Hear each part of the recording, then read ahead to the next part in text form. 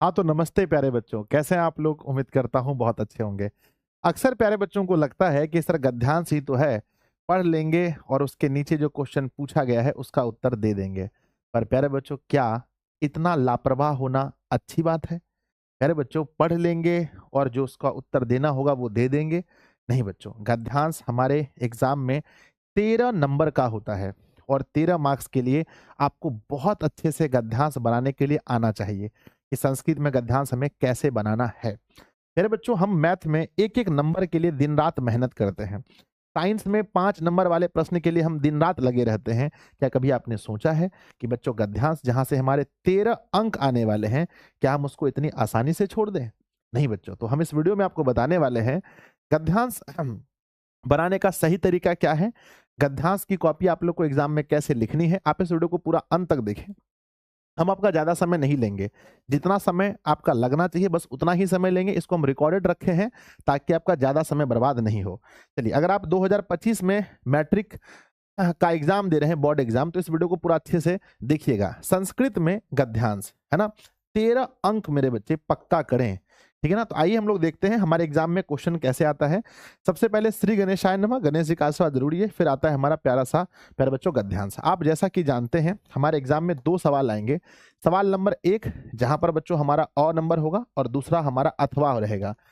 या अगर हम इसको बनाते हैं तो अथवा को नहीं बनाना है, अगर बच्चों इसको नहीं बनाते हैं तब हमें अथवा बनाना है, ठीक है ना। इसी प्रकार से अगर आप देखेंगे सवाल नंबर दूसरा, यहां पर बच्चों अ में एक हमारा गद्यांश दिया होगा, अगर हम इसको बनाते हैं तो अथवा नहीं बनाएंगे, अगर हम इसको नहीं बनाते तब हम अथवा बनाएंगे। समझ गए ना?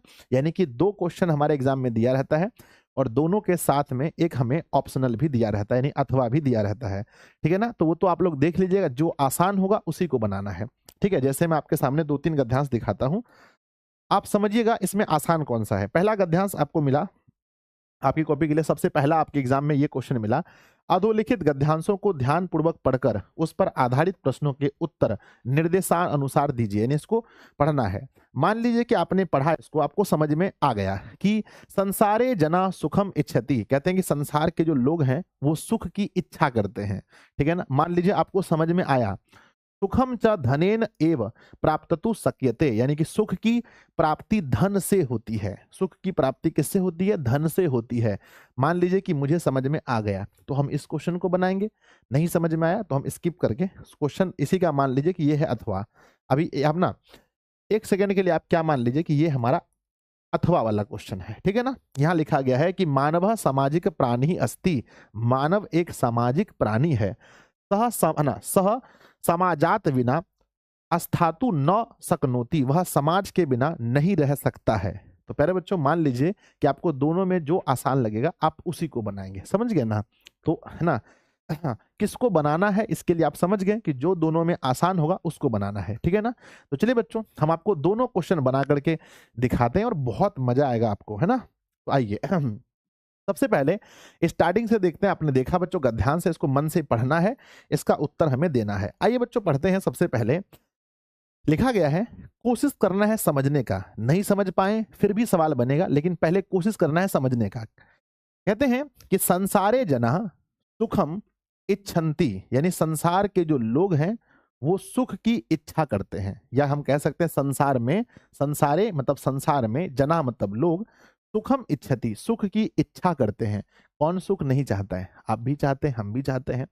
नेक्स्ट कहते हैं कि सुखम च धनेन, कहते हैं सुखम, है ना, सुखम मतलब सुख और धन, एव प्राप्ततु सक्यते, यानी कहते हैं कि सुख की जो प्राप्ति है वो किससे होती है? धन से होती है। इंसान को सुख चाहिए और सुख की प्राप्ति धन से होती है, यानी पैसे से होती है। कहते हैं अतः धनो, है ना, धनोपार्जनस्य आवश्यकता भवति, इसलिए धन उपार्जित करना, पैसा कमाना आवश्यक है।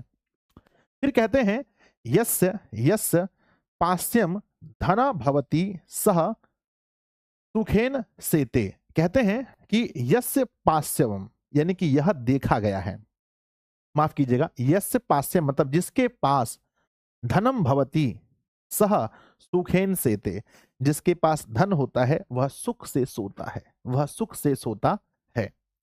कहते हैं निर्धनम पुरुषः तू मित्राणि अपि त्यजंती ही, निर्धन मतलब जिसके पास पैसा नहीं है, ऐसे पुरुष को उसके मित्र भी छोड़ देते हैं, उसके मित्र भी त्याग देते हैं। बिल्कुल सही बात है बच्चों। कहते हैं कहते हैं चोर येन कपटेन च च प्राप्तम धनम विनाश विनाशकारम भवति। कहते हैं कि जो चोर होते हैं, जो कपटी होते हैं, कुछ लोग धन कमा लेते हैं चोरी करके, कुछ लोग धन कमा लेते हैं झूठ बोल के, लेकिन उनका जो धन होता है वो विनाशकारी होता है। कहते हैं कहते हैं कृषि कर्मणा मतलब खेती करके, व्यापारेण व्यापार करके, परिश्रमेण परिश्रम करके, च प्राप्तम धनम फलति। कहते हैं अगर कोई व्यक्ति कृषि करके यानी खेती बाड़ी करके या व्यापार करके या मेहनत करके धन प्राप्त करता है तो वो धन फलता है, वो धन बढ़ता है, वो धन बढ़ता है, चोरी करके नहीं, झूठ बोल के नहीं। कहते हैं यद धनम फलति, ऐसा धन फलता है। यद धनम फलति तेनेव सुखम मिलती। कहते हैं ऐसा धन फलता है और इससे क्या मिलता है बच्चों? इससे सुख की प्राप्ति होती है। फिर कहते हैं आगे धनहीनो अपि। कहते हैं धनहीन अपि मतलब कि गरीब भी, धनहीन मतलब गरीब, अपि मतलब भी, गरीब भी सुखी भवती। गरीब लोग भी सुखी होते हैं। आप देखे होंगे जितना पैसा वाला सुखी नहीं होता है ना, उससे ज्यादा सुखी गरीब लोग होते हैं। तो यहाँ कहते हैं एक है ना, एक तरफ तो मत ये है कि संसार में सबको सुख चाहिए और सुख मिलता है पैसा से, इसलिए पैसा कमाना जरूरी है। लेकिन एक तरफ देखा जाता है कि जिसके पास पैसा नहीं है, गरीब लोग भी सुखी होते हैं। कहते हैं धनहीन अपि सुखी भवती। आगे कहते हैं कि सुखम तू मनसा अनुभूयते। और सुख जो है ना, ये मन की अनुभूति है। बोलो हाँ या ना। आपके पास कितना भी पैसा हो, अगर आप छोटी छोटी बात को लेकर दुखी हो जाते हैं तो बच्चों सुख पैसा में कहाँ है। एक छोटा सा बच्चा देखेंगे बहुत बहुत सुखी रहता है, साधु महात्मा को देखेंगे बहुत सुखी रहता है। तो सुख क्या है? मन की अनुभूति है बच्चों, इससे पैसा का कनेक्शन बहुत ज्यादा नहीं है। नेक्स्ट, यत्र संतोषः तत्रैव वस्तुतः सुखम। कहते हैं यत्र मतलब जहां संतोष है, तत्रैव मतलब वहां सुख है। तो याद रखिएगा कि बच्चों सुख का मूल कारण क्या है, मूल जड़ क्या है, कमेंट बॉक्स में बताइएगा। सर सुख का मूल जोड़ है ना, मूल जो जड़ है वो है संतोष। यानी आप अगर आप संतोष करना सीख गए तो समझिए आप सुख को समझ गए। तो प्यारे बच्चों ये था हमारा पूरा गद्यांश, जिसको हिंदी में समझना ही एक चैलेंज है। जब आप हिंदी में समझ लिए तो आप इसका क्वेश्चन बहुत आसानी से कर पाएंगे। चलिए एक बार फिर से पढ़ के सुनाते हैं, एक बार फिर से समझिए। 2 क्वेश्चन हम आपको बनाने सिखाएंगे, परीक्षा हॉल में 13 नंबर आप एकदम आराम से लेकर आ जाएंगे। पढ़िए बच्चों। कहते हैं संसारे जना सुखम इच्छन्ति, यानी संसार में लोग सुख की इच्छा करते हैं। सुखम च धनेन एव प्राप्तुम शक्यते, यानी कि सुख की प्राप्ति धन से होती है। अतः धनोपार्जन से आवश्यकता भवती, अतः धन कमाना आवश्यक है। यस्य पाश्यम धनम भवती सह सुखेन सेते। कहते हैं जिसके पास धन होता है वह सुख से सोता है। निर्धनम पुरुषः तु मित्राणि अपि त्यजन्ति। जो निर्धन लोग होते हैं उन्हें उनके दोस्त भी छोड़ के चले जाते हैं। कहते हैं चोर्येन कपटेन च प्राप्तम धनम विनाशकारम भवति। जो चोरी करके धन कमाते हैं, झूठ बोल के धन कमाते हैं, उनका धन विनाशकारी होता है, उन्हें एक दिन विनाश कर देता है। कृषि कर्मणा व्यापारेण परिश्रमेण च प्राप्तम धनम फलति। और जो कृषि से या व्यापार से या परिश्रम करके धन कमाते हैं वो धन फलता है। यद धनम फलति है ना तेनेव सुखम मिलती। जब ये धन फलता है तो सुख की प्राप्ति होती है। कहते हैं धनहीनो अपि सुखी भवति। जो धनहीन लोग हैं वो भी सुखी होते हैं। क्यों? क्योंकि सुखम त मनसा अनुभूयते। सुख तो मन की अनुभूति है। यत्र संतोषः तत्रैव वस्तुतः सुखम। जहां संतोष है वहीं सुख है। प्यारे बच्चों हम उम्मीद करते हैं कि अब आप इसको बहुत अच्छे से समझ गए होंगे। तो प्यारा सा दिल बनाकर भेजें, यस लिख करके भेजिएगा। अब हम इसको पढ़ते हैं, इसके क्वेश्चन को। जब आप एक बार बहुत अच्छे से पूरे गद्यांश को समझ जाते हैं बच्चों, तो अब इसके क्वेश्चन को पढ़िए और आंसर लगाइए। पहला क्वेश्चन कह रहा है कि कुत्र जनः सुखम इच्छन्ति, यानी कि कहाँ लोग सुख की इच्छा करते हैं, बताइए। कहते हैं कुत्र मतलब कहाँ, जनः मतलब लोग, सुखम इच्छन्ति यानी कहाँ लोग सुख की इच्छा करते हैं। आप देखेंगे एक पद में उत्तर देना है। तो जब भी हम आंसर लिखेंगे बच्चों तो हमारा कॉपी ऐसा होगा, हमारा कॉपी बड़ा प्यारा सा होगा, बीच में हमारा गद्यांश लिखा होगा और गद्यांश हम लोग लिखेंगे। और प्यारे बच्चों जब उत्तर लिखेंगे तो देखिए एक का क, तो याद रखिएगा ये बच्चों क्वेश्चन नंबर मान लीजिए हमारा एक है, क्वेश्चन नंबर एक है और एक में बच्चों हमारा ये रोमन वाला एक है और इसका हम लोग लिख रहे हैं क और फिर लिख रहे हैं इसका उत्तर, इस तरह से लिखेंगे। और बच्चों ध्यान दो उत्तर एक पद में लिखना, बस एक पद हमारा उत्तर होना चाहिए। आप देखिए कहते हैं कुत्र जना सुखम इच्छन्ति, कहाँ लोग सुख की इच्छा करते हैं। तो देखो यहाँ लिखा है ना संसारे जना सुखम इच्छन्ति, यानी संसारे हमारा आंसर होगा। तो बच्चों हम प्यार से लिखेंगे, हमारा आंसर होगा संसारे, ठीक है ना। तो प्यारे बच्चों बहुत प्यारा हमारा आंसर होगा। नेक्स्ट क्वेश्चन कह रहा है कहते हैं बच्चों कि केन प्राप्तम धनम विनाशकारम भवति, कहते हैं किसका प्राप्त धन, मतलब किसका प्राप्त धन जो है वो बच्चों विनाशकारी होता है। किसका प्राप्त, केन, केन प्राप्त धनम विनाशकारम भवति, है ना। या आप कह सकते हैं मेरे बच्चे कि किसका प्राप्त धन विनाशकारी होता है। आप इसको पढ़ेंगे तो यहां पर लिखा है बच्चों, ध्यान दीजिएगा, यहां पर लिखा गया है कि चोरेण, है ना, कहते हैं, है ना, चोर्येण कपटेन च प्राप्तम धनम विनाशकारी भवति। तो यहां से हमें आंसर उठाना पड़ेगा बच्चों, क्या, चोरियेन और कपटेन, है ना, चोरियेन और कपटेन आंसर होगा हमारा। तो मेरे प्यारे बच्चों हम आंसर लिखेंगे क के बाद ख और ख का हम लिखेंगे उत्तर, उत्तर लिखेंगे बच्चों, है ना, चोरियेन, है ना, कपटेन, कपटेन, है ना। बस एक वर्ड में लिखना था लेकिन ये दोनों वर्ड एक साथ है बच्चों, तो हमने एक वर्ड में लिख दिया आंसर, ठीक है ना। अब चलिए अब चलते हैं क्वेश्चन नंबर दूसरा, पूर्ण वाक्य उत्तर देना है। तो ये हमारा अब क्वेश्चन नंबर दूसरा है, इसका बच्चों हमारा के अब पूरे वाक्य में हम लोग उत्तर लिखेंगे। तो आइए बच्चों पढ़ते हैं क्या लिखा है। कहते हैं कहते हैं कथ्यम धनोपार्जनस्य आवश्यकता भवति, कहते हैं किस लिए बच्चों धन कमाना आवश्यक है। किस लिए धन कमाना आवश्यक है, तो आप जानते हैं किस लिए धन कमाना आवश्यक है बच्चों। तो आपको पता है कि धन कमाना आवश्यक है किसके लिए, तो बच्चों कहते हैं कि सुखम च धनेन एव प्राप्त, ना, प्राप्तुनम शक्यते, सुख से हमें धन से हमें सुख की प्राप्ति होती है। अतः धनोपार्जन से आवश्यकता भवति, तो किसके लिए, सुख के लिए। तो कहेंगे बच्चों, है ना, लिखेंगे, है ना, सुख के लिए। तो लिखेंगे, क्वेश्चन पर फिर से देखते हैं कि कथ्यम धनोपार्जन से आवश्यकता भवति। तो लिखेंगे बच्चों सुख के लिए तो सुखाया, है ना, सुख के लिए तो सुखायाम, है ना, सुखायाम। देखो बच्चों थोड़ा सा ग्रामर मिस्टेक हो सकता है, सुखायाम धनोपार्जनस्य, है ना, धनो, है ना, धनो पार्य, है ना, सुखायाम धनो पार्जनस्य आवश्यकता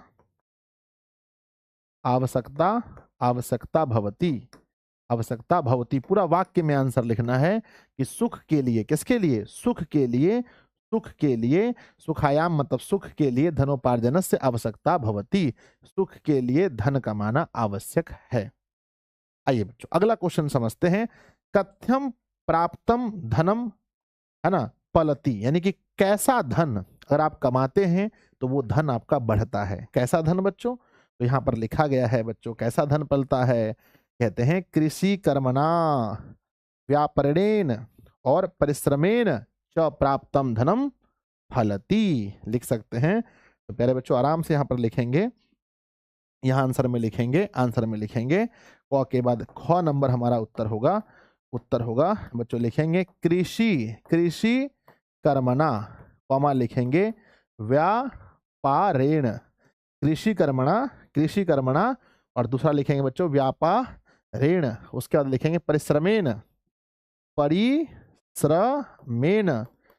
परिश्रमेण च प्राप्तम धनम, प्राप्तम प्राप्तम धनम, धनम प्राप्तम धनम बच्चों, प्राप्तम धनम, धनम है ना, यहाँ पलती नहीं होगा, फलती होगा, माफ कीजिएगा, फलती, ठीक है ना। तो इस तरह से हमें आंसर लिखना है, कहीं पर भी क्वेश्चन को उतारना नहीं है, बस हमारा आंसर ऐसा होगा। चलो नेक्स्ट देखते हैं, नेक्स्ट देखते हैं बच्चों, लास्ट में होगा हमारा समुचित शीर्षक, है ना। शीर्षक पूछा गया है लास्ट क्वेश्चन में, तो शीर्षक लिख करके डैश दीजिएगा। क्या पूछा है, अस्य गद्याना, अस्य गद्यांशस्य एकम समुचितम शीर्षकम लिखत। इस गद्यांश का समुचित शीर्षक क्या होगा बच्चों।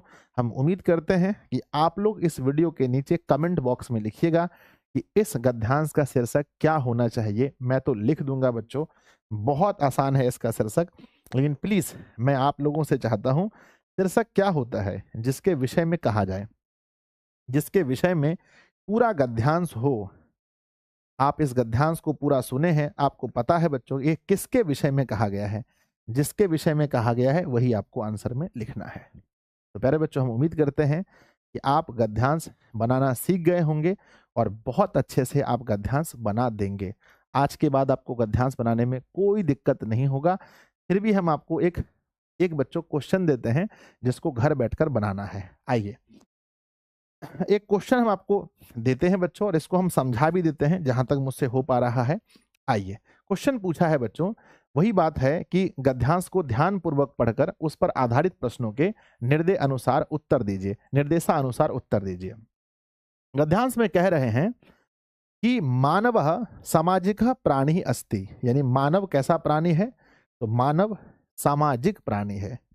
कहते हैं सह मतलब वह समाजात विना अस्थातुम न शक्नोति, वह समाज के बिना नहीं रह सकता है। कहते हैं समाजे असो अन्यान अनुकरोति, कहते हैं कि समाज का वह अनुकरण करता है। अनुकरोति मतलब अनुकरण करता है, यानी समाज में जैसे लोग चलते हैं उसी तरह से वो चलता है। बच्चों बताइए, आप कैसे कपड़े पहनते हैं? सर जैसे लोग समाज में पहनते हैं। आप कैसा भोजन खाते हैं? जैसा लोग समाज में खाते हैं। तो हम समाज को अनुकरण करने वाले प्राणी हैं बच्चों। कहते हैं आगे, कहते हैं असो या दृश्य है सह उप विसति तादृश्य एव असो भवति। कहते हैं कि असो या दृश्य है सह उपविशति तादृश्य एव असो भवति। कहते हैं वह जैसे के साथ रहता है, वह जैसे के साथ रहता है। असो या दृश्य सह उपविशति मतलब जैसे के साथ वह रहता है, जैसे के साथ उठना बैठना करता है, वह वैसा हो जाता है। कहते हैं गुणवताम यानी गुणवान, गुणवताम संगना संगेन गुणी भवति, यदि है ना, यदि मनुष्य गुणवान के संग रहेगा तो वह गुणी हो जाएगा। आप देखिए बच्चों, अगर मेरे साथ आप दिन भर रहेंगे तो आप टीचर वाला गुण आपके अंदर आ जाएगा, भाई पढ़ाना है ये वो। आप कहीं पर आप देख रहे हैं अगर चल रहा है तो वैसा हो जाएगा, ऐसा वाला हो रहा है तो ऐसा हो जाएगा। तो कहते हैं कि गुणवताम संगने संगेन गुणी भवति, अगर आप गुणवान के संग है तो आप गुणी हो जाएंगे। दुष्टानाम च संगेन संगेन दुष्ट भवति, अगर आप किसी दुष्ट व्यक्ति के साथ हैं, कभी खराब व्यक्ति की तरह हैं जिसका आदत अच्छा नहीं है, तो आप वैसे हो जाएंगे। कहते हैं कुसंगस्य दुष्प्रभाव भवति, कहते हैं इसका मतलब यह होता है कि कुसंगत का उसके ऊपर दुष्प्रभाव पड़ता है। आगे, अतः मानवेन सताम संगति करणीयाम दुर्जनाम संगति च परिहरणीयाम, है ना, परिहरणीया, माफ कीजिएगा। कहते हैं अतः मानवेन संतना सतना सताम, अतः कहते हैं बच्चों कि मानव को जो है सताम संगति यानी कि मानव को अच्छे लोगों के साथ संगति करना चाहिए। करणीयाम दुर्जना संगति च परि, है ना, परिहरणीयाय, मतलब यह है कि अतः मानव को अच्छे लोगों के साथ संगति करना चाहिए और बुरे लोगों के साथ संगति छोड़ देना चाहिए। जो आप देख रहे हैं परिहरणीया मतलब होता है छोड़ देना।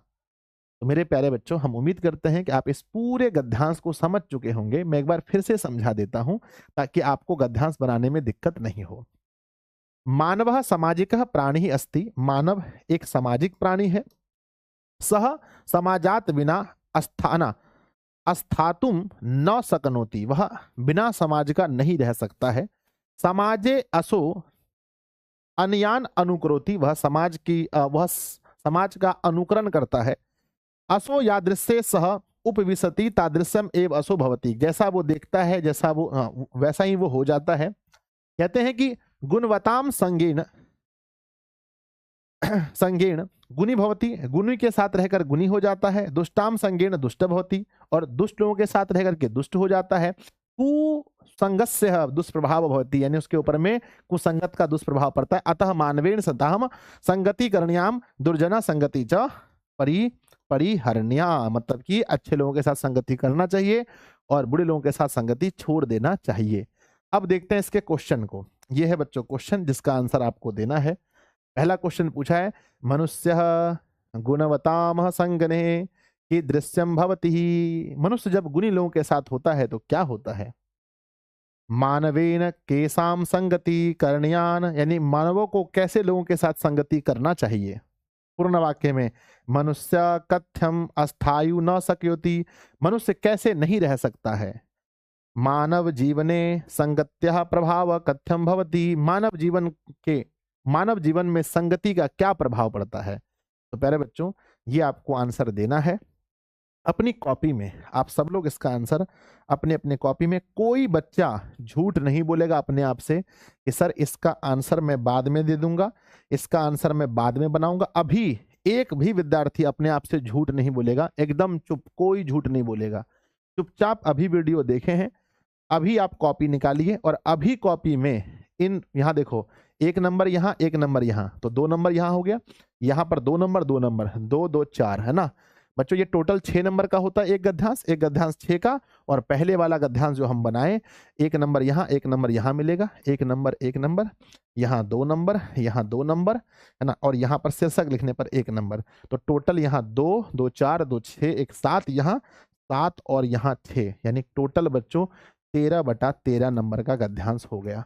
एकदम सब कोई अपनी कॉपी में अभी आंसर लिखेगा, कॉपी में आंसर लिखेगा और हमारे ऐप पर जाकर के जो चैट वाला ऑप्शन है वहां जाकर के भेजेगा, वहां जाकर के आंसर भेजेगा सब बच्चा, हर एक विद्यार्थी।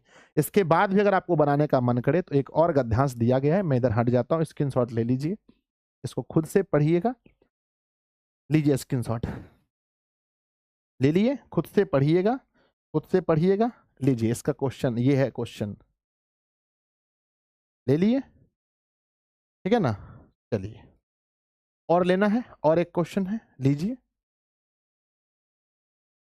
लीजिए, ये हमारा गद्यांश है, माफ कीजिए, ये हमारा गद्यांश है और ये इसका क्वेश्चन है, लीजिए। तो प्यारे बच्चों, ये सब को चुपचाप बनाइए बिना कोई एक्सक्यूज दिए कि सर मैं ये नहीं करूंगा, वो नहीं करूंगी, नहीं बच्चों, अभी बिना एक्सक्यूज दिए इसको होमवर्क के रूप में बनाइए। 13 नंबर है।